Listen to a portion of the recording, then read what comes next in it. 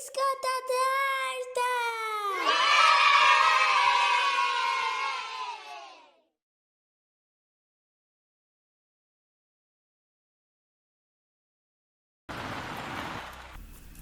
Apo shkoni një takim të rëndësishëm, Abdurrahman?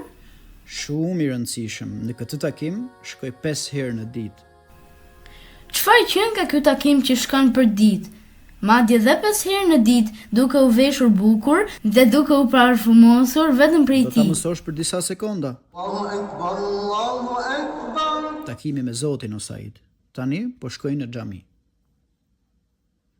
Përse e gjithë kjo përgatitje vetëm për të shkuar në xhami? Sigurisht, shiko, nëse halla jon do të na thëriste të darkonim në shtëpinë e saj, a do të zgjidhje rrobat më të mira apo do të shkoje me çfarëdo lloj rrobe?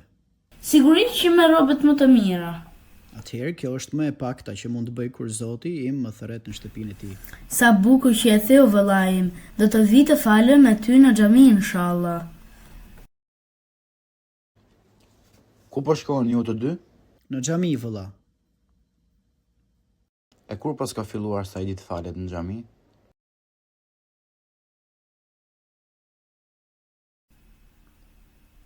Hajde ikim, namazi i ikindis pothuajse ka hyrë.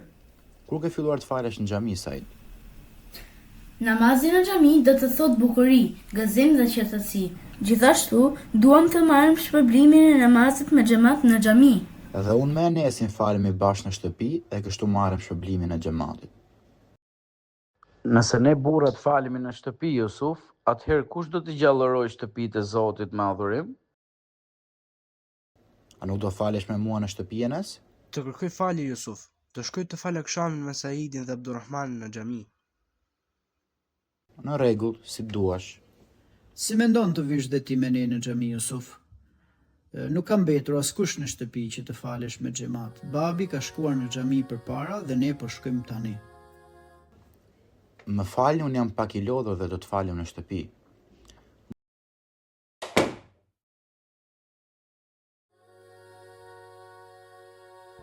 Hajde Jusuf, të marrim abdes. Është koha e namazit e yatsis. Si mendon të shkojmë bashkë të falemi në xhami? Babi, më thuaj të lutem, pse ti dhe Abdurrahmani, e së fundmi Enesi dhe Saidi i kushtoni shumë rëndësi namazit në xhami.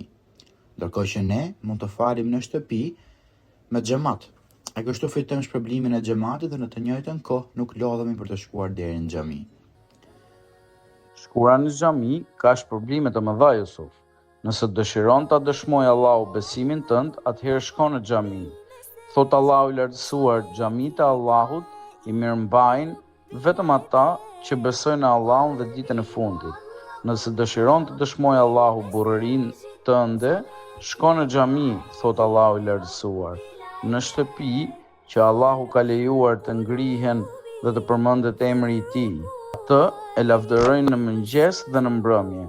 Gjithashtu çdo hap që bën për në xhami Jusuf të shkruhet shpërblim.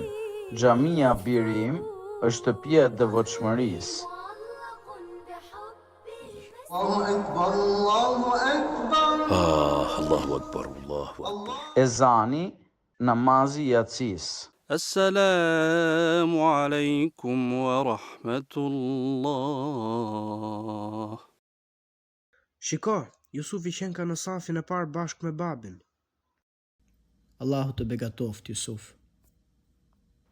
Kjo orë është për ty, nuk gjej moment më të përshtatshëm për të dhuruar vetëm se tani. Merre.